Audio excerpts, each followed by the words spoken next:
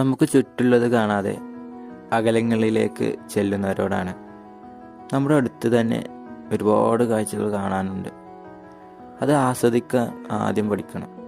രാവിലെ ഒരു 5 മണിക്ക് എണീക്ക്. സുബഹി നിസ്കരിക്കുന്നവരാണെങ്കിൽ നിസ്കാരം കഴിഞ്ഞിട്ട് ഉറങ്ങരുത്. പുറത്തേക്കൊന്ന് ഇറങ്ങി നമ്മുടെ നാട്ടിലേക്കൊന്ന് ചെന്ന് നമ്മൾ കളിക്കുന്ന ഗ്രൗണ്ടില്ലേ, അവിടേക്കൊന്ന് ഇറങ്ങിച്ചില്ല. കുറച്ച് നേരം അവിടെ ഇരിക്കുമ്പോൾ ചെറുതായിട്ടിങ്ങനെ നേരെ ഇങ്ങനെ വെളുത്ത് വരുമല്ലോ, ആ ടൈമിൽ എന്നുമില്ലാത്തൊരു ഭംഗി നിനക്ക് അന്ന് കാണാം.